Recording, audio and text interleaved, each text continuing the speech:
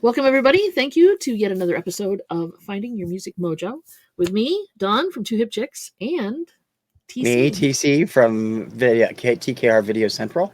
Don't mind me, I can't talk this evening. It's okay. English is an optional language. Thank you. You're fine. So, yeah, welcome back, everybody. Thanks for coming back. If you're new here, thanks for coming in at all. We appreciate you very much. So, what we do on this show is we discuss vinyl. It's mostly for the newbies or the revisiting who have had vinyl in the past but want to get back into it. Just kind of simple, basic. It is not for the audiophile. It is definitely not for the snobbish audiophile. We're not those people. So yes, pull up a chair, pull up a Coke, sit down, and we'll talk some records and music. How's that? Sounds good. You had an idea for today's subject. I did. Go ahead and share if you like. I'm gonna make you talk one way or the other. When you are getting into, we've talked about the equipment and we've talked about how to get started again. Then we want to talk to you about what to do with the collection, exactly how to organize and keep track of it. Where do I put all that stuff? Exactly. So yeah, there are many different. Now we did touch on it before when it came to like what different bookcases you could get or crates or whatever, and those work fine. But as far as organizing it now, TC and I have different ways of doing it. Yep, everybody does. Everybody has their own unique way of organizing. I mean, I know some people in the vinyl community who have every last divided into like every letter divided by 5 and then little, specific categories like promos and white label promos and regular promos. And I don't go that deep. So yeah, I mean, but if you're a completist and you have all those different versions of said record too, right? Yeah. So you may have, that would be kind of confusing actually if you had like promos and regulars of one album. Did you do it first by promo or do you do it first by artist? Or yeah, you'd have to keep that all in your head and God willing they can, and what they do with it, that's great. But I don't think I could remember which way it was up when it came to that specific stuff. No, and Mary and I do it really simply. Basically alphabetized. Artist, last name, preferably. Well, some people do first name. Oh, they do totally. Yeah. I mean, okay, like Elvis, Madonna. You kind of get stuck with those. Yeah. Well, not really, because Madonna would be under M, but most people would have Elvis under P for Presley. Right. Although some people do use E for Elvis. Right. So I was going to say it's one name. A lot of people just say Elvis and it's E. But yes, Madonna, Thank you're you very right. much. Yes, thank you. Thank you very much. And I don't put the on it. So if it's the whatever, I don't, that doesn't calculate. So like, I don't know, average white band. It's not under white. It's under. No, it's under average A. Yeah. Because they also have the abbreviation of AWB. So, you always, that's what clues you in that it's under A, not W. Greg Kihn band. How would you do that? That would probably be under Ken. For Greg Kihn. I don't, because some of his stuff is solo and some of it's band. So it would just easier to keep it under Greg Kihn. So I'm just basically artist. They're grouped together under their particular alphabet, right? But you have a little bit. You go farther than that. I've been collecting for so long, and I have so much crap on my shelves. I mean, this is what you can see on camera here. Is just a touch. I have 2 more smaller ones of those in a bookcase full of albums. I've always divided mine by vocalists, and that's vocal individuals and groups, by male, female, duo, and group. And then everything else is under genre, like all my instrumental stuff, all my soundtracks, 12-inch singles, comedy, radio transcripts, so on and so forth. And all those are in alphabetical order. So if I was looking for Miko, I would go to the instrumental section rather than the artist section. Okay. And same with like Herb Alpert. Herb Alpert would be under A for instrumental, and Tijuana Brass would be probably, I haven't only got a couple of Tijuana Brasses there. I think I'm keeping them under Alpert because it's just easier. Yeah. Okay. So like you have Kenny G. Yeah. And you have a single of Kenny G. Yeah. But Kenny G had artists sing on his Yeah, on his yeah. music. So We're talking I'm just 45s here. curious. Yeah, 45s. Primary How artist first. you are by him Kenny or G and Kashif goes under G for Kenny G. okay? Just so I know, just how it's basically how it's ever put on the whoever's featuring who.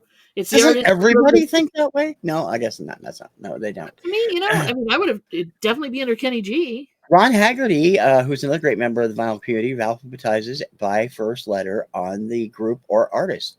So you're going to find anybody whose first name begins with A and groups that begin with A all under A. That would make me crazy. I don't think I could keep that straight either. But it's how he done it. And then he does that, and he does it alphabetically by artist and then chronologically by each artist. So, Alice Cooper would be under A, and then they would start with Alice's first album going through Alice's 212th album, or however many he's had out there.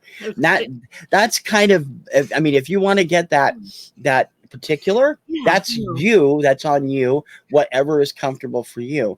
I do what's comfortable for me. Dawn does what's comfortable for her, and everybody else does. Then the 45s are not nearly as confusing. I do the 45s simply the same way as I do the albums, but they're all alphabetically under male female duo group. I don't have anything various artists is under group V for various artists. Okay. Interesting. Yeah, but whatever it is, when you start doing it, you get used to it, it, right? Right. You're blowing me away with this, buddy. You're totally blowing me away. I'm going to share a picture of the thing that drives you crazy. So yeah, that basically is how we do it. I know, it's terrible. It's terrifying. What the heck? So I took some old records that were terrible and old sleeves that were terrible. And instead of throwing them away because they really weren't, they skipped, they were nasty, scratched, whatever. And I did not craft with them. This is my craft, basically. I took a marker, like a silver, or, you can use white or whatever, and put the letters of the alphabet on them and then start sticking records between them in sleeves. Most of them you can see are in sleeves. But see, I couldn't do it this way. Not for the same reason as I've said on other shows where I get always bothering you about fingers. This I cannot stand that feeling you get. It's like rubbing fingers down a chalkboard when you're on the record surface. So even though it's a terrible, worn record, this is a great use for them. But you have to be able to not get all cringy when you touch the surface, and I don't. It makes me nuts. And I would never be able to draw the letters on there. I would have to use stickers or something. Ah, okay. And at the time I didn't have stickers, but now that Mary has a Cricut machine, I might just have her do that. On vinyl. There you go. But there's all kinds of YouTube videos that show you exactly how to do this or a very close variation with older albums that are not playable. And it's a great idea for dividers. I mean, it works fine for where we're at upstairs, and you can do it either way. You can do it off the side like that, or you can do it if you're in a crate. You can do it like stick up versus, I'm just looking at your sections and FGHIJKLMNO on that one shelf, and I'm thinking to myself, this is everything alphabetical. I have one female section of M's that's as big as one of those shelves. Oh yeah, you got tons more. So it's like, oh my gosh. I mean, that's just the one row. A lot of people, when they have a certain amount of albums by an artist, will give that artist its own section and put it up and above. So with mine, I would have sections for most of the acts I do on influencers, if I'd have enough to have up there, like, Barry Manilow, Def Leppard, The Carpenters, Hanson, so on and so forth. But I know Steve up at Value Vinyl has like a huge section of Jim Reeves, and he's got, Barbra Streisand all separately. And I don't need that. I mean, if it works for you, if you play them a lot, that's great. But I personally would rather keep them grouped by their genre. And I probably could. I mean, like I said, I've got Alan Parsons, CLO, and Carpenter, so there's a lot before you get to E. And you can, there's all different types of dividers that you can get that are cheap too. I have some, I've forgotten what material it is, but they're smaller dividers, and they are all black, and I've been dividing each of my sections, so I know where A, B, C, D, E, F, G, H, Yeah. I are in each section, but I haven't got them in yet because I'm not done rearranging everything. So, and that, that's another easy way to do it. It's all dependent on your personal taste when it comes to that. Just make Mhm. sure that when you're doing it, you stick with it, because eventually you'll be like, does this go here? Like Don was saying earlier with the promos, does this go under this type of promo, that type of promo? What if this is a Japanese promo? Do I put that one of theirs, or anywhere else? You can Funny. get crazy with the amount of depth that you have with your organization. And I assume that I'm sending you enough copies of whatever, Undercover Angel or whatever it is that you're getting a lot of them from me. Well, you can literally, have a whole box full of 45s with just that one title. No, not so far. I thought I'd gotten several Jesse's Girls from you, but I apparently haven't, because the one I put in the other day was the first one. Oh, that's So good. yeah, I That's mean, I good. have it myself, but one copy is not a big deal at all, And so it's like, okay. And I go in myself, when I'm buying 45s from Dawn now, because I don't want to have too many repeats, and a lot of what she has is jukebox stuff, so it's a lot of stuff I Yeah. have already.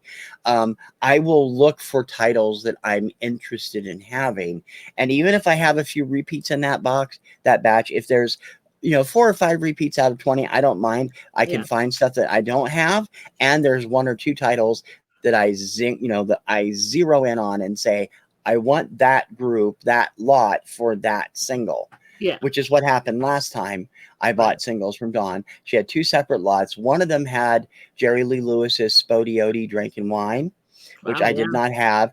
And the other one had Helen Reddy's I Am Woman, still on the Capital Target label, Right. when Yeah. most copies were on the pink label. So I was like, I want that. I don't know how rare it is. Apparently not, because Discogs didn't have anything, but I'd never Oh, seen it on that label before. So amazing. Okay. I Yeah. love little things like that. Once in a while, I'll trip over stuff that Discogs just doesn't have for whatever reason. Yes, we know. Chain drive billfold. Yeah, exactly. That one in particular. It's in his craw, I tell you. Oh, I've gotten a few from you that I've had to add myself, but none of them have been as hard to find anything out about except that No, song. I That thing know. is a pain. It is a pain, and I don't just. There was It's another one that I actually found a website for. I've forgotten what it was, and I did write to them, but I never heard back from them. So I assume that it must not have been that important to them to inform a collector like Yeah, myself about the history of the song. obviously So, not. oh well. But I mean, I You gave it a tried. shot. You tried. Yeah. You tried. So at 45s, what I've been using, because I have so many of them, is I've been using the let me pull it up, I'll show you. Because I did find a way to edit this. Oh, There we there go. you go. So There yeah, you go. it's Now basically that's a photo photograph box, box. isn't it? Yeah. It's a photo box, and I put Perfect size. I put the let me see here, hold on.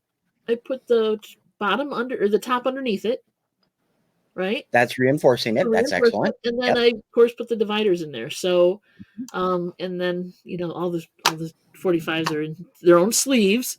Yep.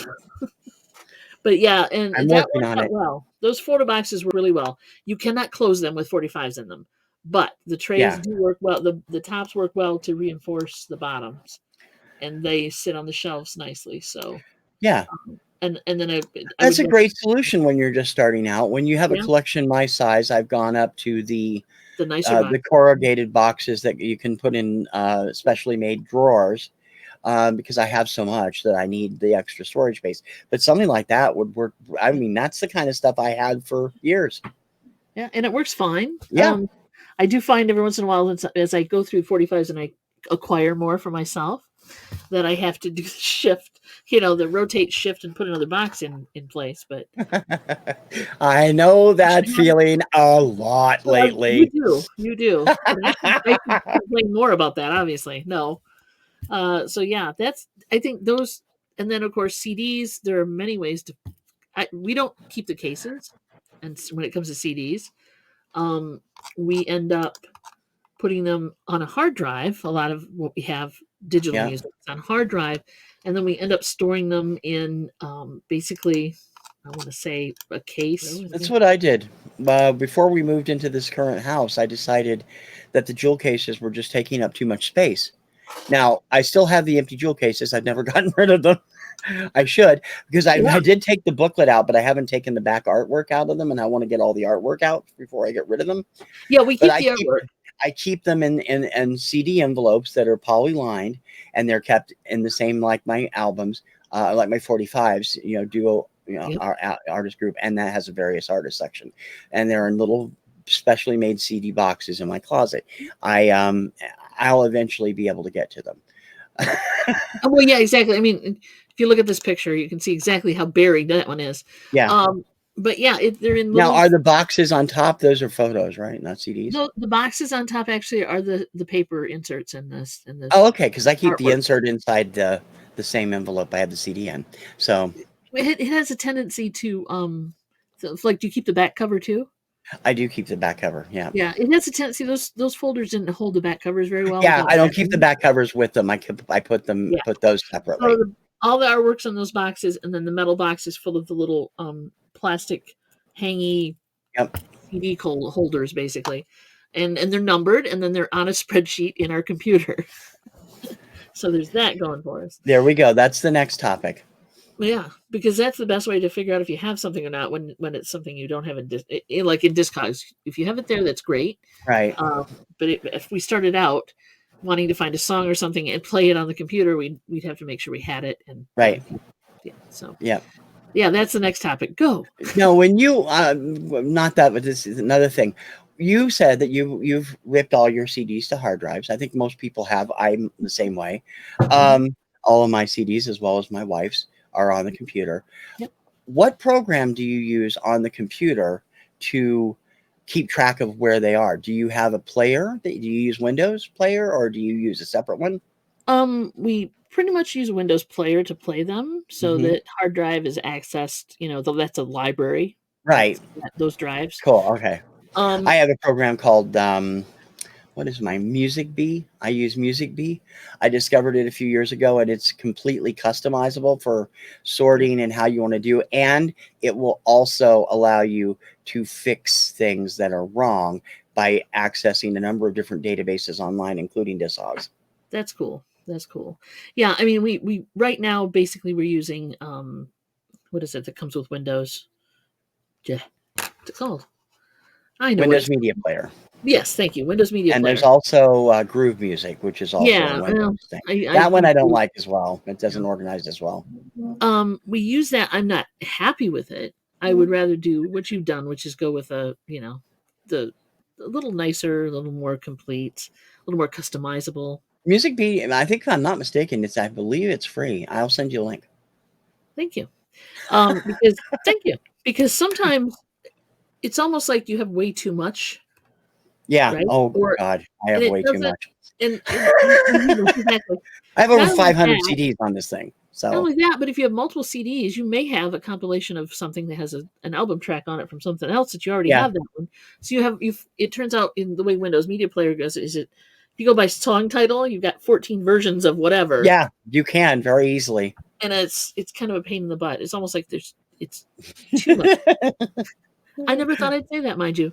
I have too much music. Yeah. It can be a pain when that happens, especially if you're getting a lot of soundtracks and various artist collections that have the same songs on it as you might have by the artist. That you can run into that, but at least when you do run into that, Music Bee and several of the other ones, I used to use Music Max till I stopped making it. Helps keep it in track very well. And I also have another great program. Let me shrink my browser down so I can see what it is here. You got to send me links to those in the video, by the way. Yeah, it's come on, where are you? MP3 Tag is a program that I use to fix and tag the stuff I make. It is another freeware, but I do donate to the software developer because he does such a great job keeping things so easy to work. And it can access several databases. It allows you to put whatever artwork you want on it, and it will lock it so that when you scan on the other programs, it doesn't change it to something else that you don't want it on, which is always a pain in the butt. That's one of the biggest pains I hated about Windows Media Player, because I would change something, would change it back. iTunes would do it too. Yeah, by the way. I hate iTunes. I hate Woo, iTunes. yeah. So iTunes all of is the you, worst thing in the world. I'm sorry. Anything to do with Apple, it's the worst thing in the world. yeah, and all you people who love Apple, we're sorry. We're sorry. It's Nope, just the way we not feel really. about it. It would take your things, it would take your stuff and hide it, and I didn't like that at all. Yeah. So some people will, if you are into vinyl and you've got like a turntable that will run right into your computer and convert to MP3 for Yep. you, probably uses Audacity, which is a software that will pull Eh. music. I mean, most of them say you use Audacity. Audacity is super easy to use. Yes. Yeah. And if you're using Audacity, when you do name things, you can put a lot of information when you're exporting it to an MP3. You can Yeah. put a lot of information in there, and I would advise you put as much information as you can, because Absolutely. it always helps when you're then, you know, pulling up the file, or also when you're burning it to, if you burn it to a CD or burn it to, or throw an MP3 on a thumb drive or whatever to take it with you on the road, Hmm. or however you do it. It's just better to have a lot more information there, and it works Yeah. really well. So Audacity is a great program, and it's a free program for the most part. You may have to pay for upgrades later for more advanced features, but it'll let you put in things. It'll let you fix the sound. It'll yep, take clicks and pops and stuff out. yep, Um, I generally use Filmora anymore to record stuff because I good, can fix the sound in there too. yeah. But back in the day when Windows XP was out, Come back with they us, children. came Back in the day. they came up with a great thing called Windows Music Plus, and Okay. it was some add-on stuff that you could put onto Windows Media Player, which of course the next upgrade completely wiped it all out. So I Yeah. was out $20. Thanks, But Windows. it came with a special program that would where you could put an album on to rip, and it Yeah. would automatically detect the tracks and separate them so you could label them later. Yeah. That was Nowadays good. there's not much software that does that, and if there is, let us know in the comments because I'd love to get one of those again. Makes it a Yeah, lot easier. that was nice for it to do that. Basically, it Mhm. sensed when there was a quiet of, I don't know how many seconds, and it would just instantly switch to a different track and start Yeah, ripping the only problem was it sometimes switched tracks in the middle of the track when there was a quiet spot the quiet or a passage. stop, Yeah. but it didn't happen very often. Yeah. So that was a great way to do things. I wish I'd had time to digitize all of that then. Yeah. No kidding. Oh, for the time. Yeah. Time to do all CDs of are that. easy to do. You can put them in, and 15 seconds later, they're ripped.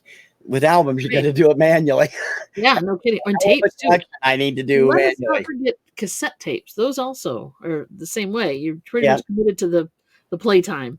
Yeah. Whatever the playtime is, you're committed to it. And not a lot of people. Some people are into cassettes. Some people aren't. Yeah. Our cassette storage is pretty limited because we just don't have a lot of them. Most of Kim's collection is on cassette. It's in storage now, and we got to go over and clean out the storage locker and get it in because I don't want them to get ruined. And Yeah. I got stuff over Yeah. there I want to get out anyway. So, that's easier said than done. 10 by 10, and it's jammed. I mean, when Oh, you open it up, you can't even walk into it. You got to move stuff out can to you get get the into door it. up? That's half the Yeah, battle we can right get the there. door up. That's good. Yeah, storing music is it can be, you want to make sure that it's dry, that it's definitely, yeah, keep the mildew away from it, Yeah. and to keep the extremes of temperature away from it. Yeah. That was the other thing. Because cassettes, just like 8 tracks, have a tendency to degrade the foam on the inside. Hmm. Cassettes, you'll lose the little felt pad. It'll pop off. The glue will let go. I was trying to see if I had one handy. Yeah. Yeah. And then you have to reglue it, otherwise it won't play right. So just take care of that. I go along with every time I get a batch of cassettes in, I go along with a pair of tweezers and twiddle the felt. Believe it or Yeah. not, is what it's called. Yeah, to make sure that they're not going to pop off when it's being played, because Right. When it comes to having a collection, once you have a collection, once you've got it on the shelves, you need to figure out how you can keep track of it. Now, you said yourself, you do a spreadsheet. Yes, we do. Plus, I have now the spreadsheet is mostly for the CDs, Mm-hmm. because that was the first collection that Mary and I had together, so we ended up doing that so we could both access the music Uh-huh. and keep track of it. Now most of my um collection of 45s and LPs, personal collection, is on Discogs. Right. And then I also have the marketplace there where I sell stuff. Right. So there's that there too. So I Discogs is a great place to go once you learn how to use it. It's kind of yeah. it's easy because the best thing about it is most of the stuff is already there. You just got to find the right one and then say add to collection. You won't have to add that much unless it's very obscure. I've only added like maybe 20 titles overall of everything I put in there so far. The rest of them I just find and if the match isn't there and it's a common title, I just pick the closest one and add notes to it. Yeah. And all they ask you for when you do that is they're asking you for the grading. Yeah. The grading on the vinyl and the sleeve. And then you can put notes in, and then you can put, I think, a category, right? Have you actually entered anything new into Discogs? Because it can get it's very complicated at times. Because they want you to add a whole bunch of stuff. You're talking about adding something that's not in there, not in their Right. library. Yeah. Yeah, I've tried and I don't do it anymore. Yeah, it's not easy. The best way to do it is to ask somebody that you know that is into Discogs for some help or guidance, and they can help you do it. I've been able to do it fairly well, but I've done it. It takes time. It does. It takes time, and then it's got to be peer reviewed, right? I mean, there's a review process? Yeah. Well, it'll let you add it to your collection, but it won't put it in the general until it's been reviewed, right? Which is always fine because I'm always adding it to mine, and if they don't like it, that's okay as long as it stays in mine. I don't care. Right. There are other programs out there. Collectors with a Z.com has a lot of great software. They have a monthly program that you can do it in the cloud, or they have software you can license for a year at a time. Nobody lets you buy software anymore. No, not anymore. That you can scan CDs directly into, or you can type in everything. All my CDs are currently in collectors, and that's the one bad thing is if you do decide to use Discogs, it is not compatible. Discogs does not allow you to upload your collections. So eventually, I'm going to have to go through and redo all my CDs. Yeah, because what's nice about it being cloud-based, I mean, like for the CDs, I finally did drop it over onto a Google Sheet because it was in like an Excel spreadsheet, and you can't access that when you're out in the world. Yeah. But you want to be able to, like, when you're digging through records or whatever, or digging through CDs or buying music, you might already have that, and it's really nice to be able to find out if you have it or not before you buy it again. Yeah, and they're cloud-based. One of the best things about Discogs is, let me see here, is it comes with a phone app too. Yeah. Where's my camera?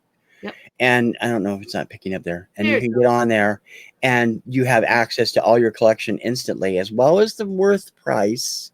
Yes. So if you're looking around for something at a local record store and you find something you think is a good value, you can look it up in Discogs and it'll tell you, how much it is. And there's other programs that have the ability to look up stuff too.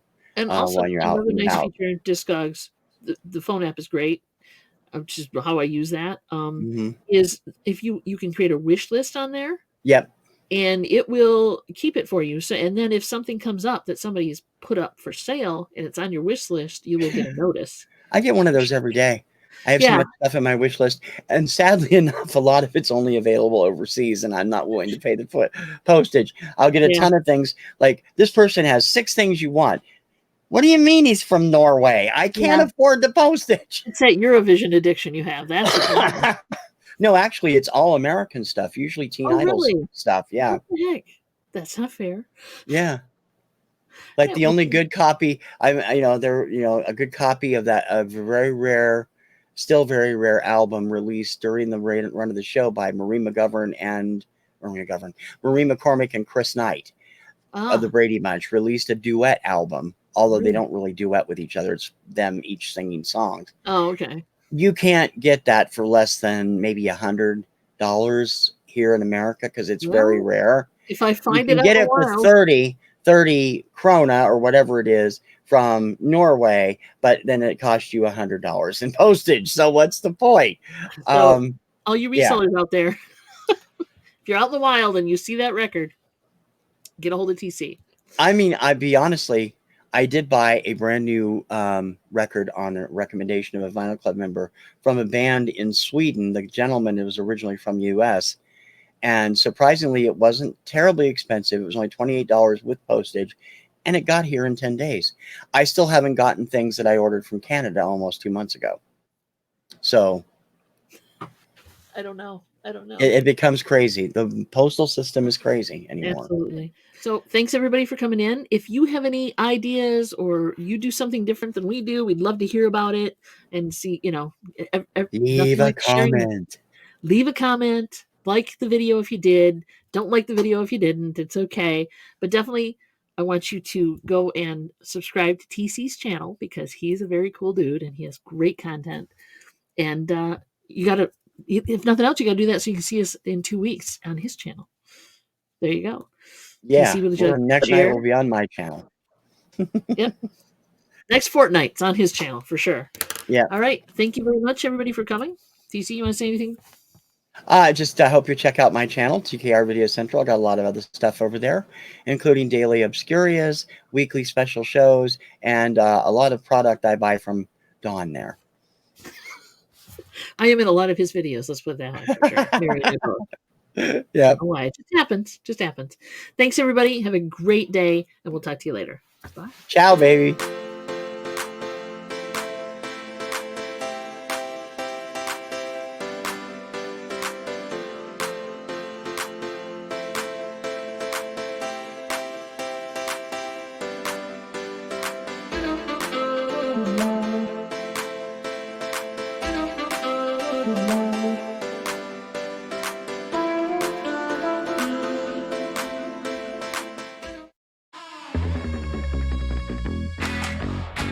Two hip kicks.